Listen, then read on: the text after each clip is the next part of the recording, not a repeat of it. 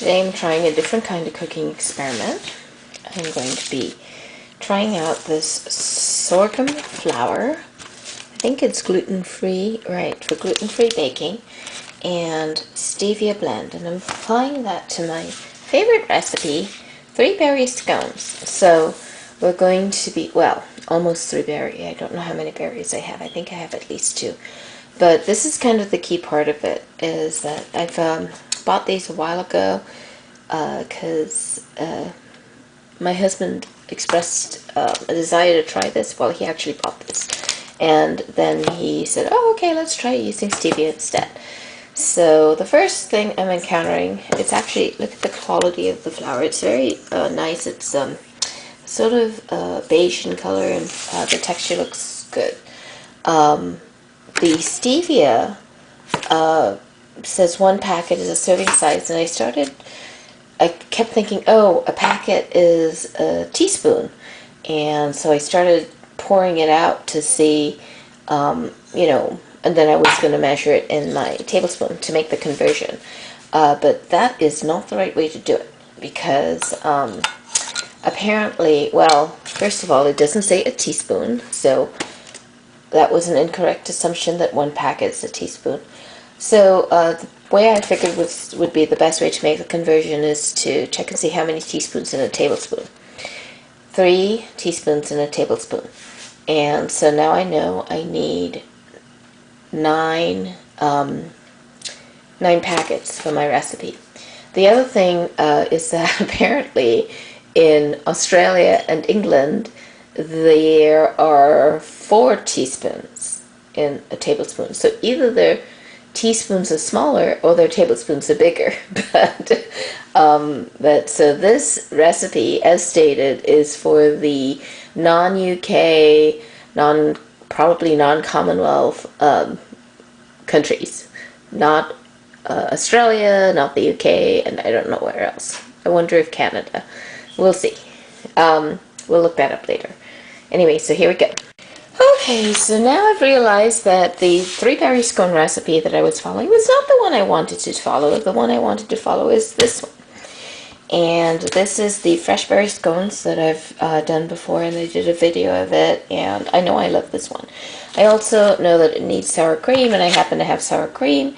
I don't have buttermilk, or I would continue with the other one. So we are moving to fresh berry scones. There's a bit of a problem here because I've already mixed a few of the ingredients. I've put in flour, 2 cups of flour. Luckily it's the same that's needed. I've put in 3 tablespoons of sugar. This new recipe needs a whole half cup, which I'm working from little tiny packages. And there's my 9 packages. It's 48 to a cup, 48 teaspoons to a cup, so I'm looking for 24 packages. So that's what I'm going to be doing, is adding the rest to make it up to 24. I put in a tablespoon of baking powder, and this needs 2 teaspoons. I know that there are 3 teaspoons in a tablespoon. I'm just going to let it be. Half teaspoon table salt, and that would be a hard one if it needed less, but luckily it needs half teaspoon.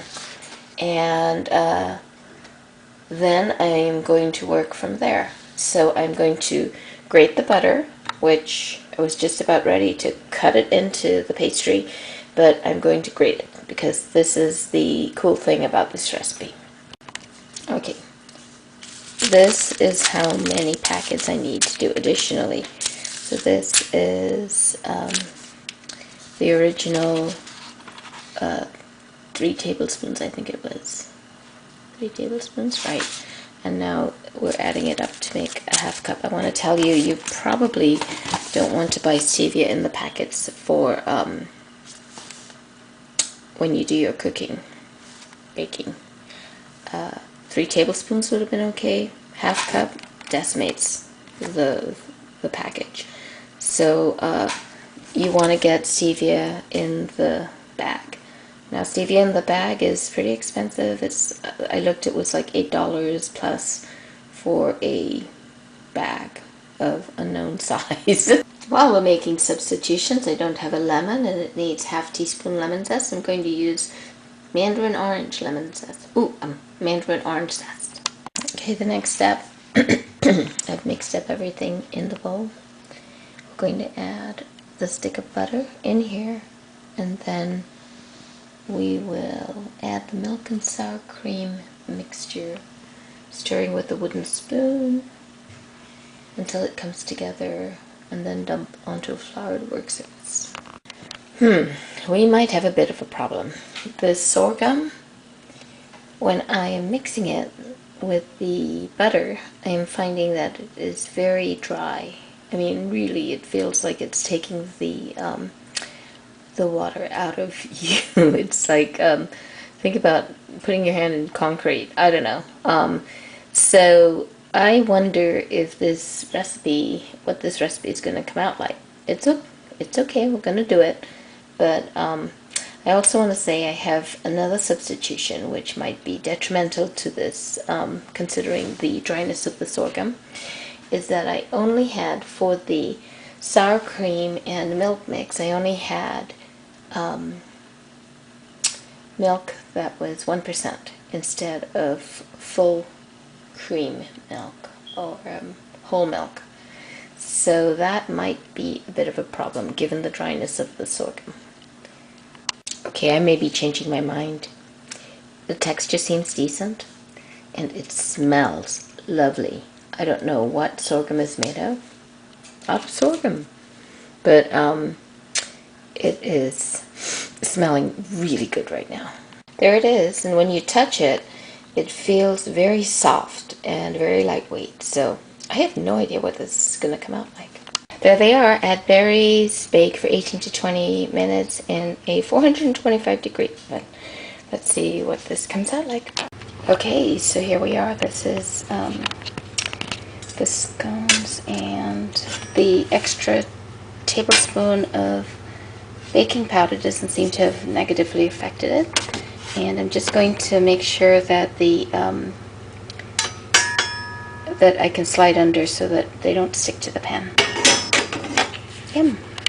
I was a little worried that they would be flat and not very, a little on the heavy side, but they're looking pretty good.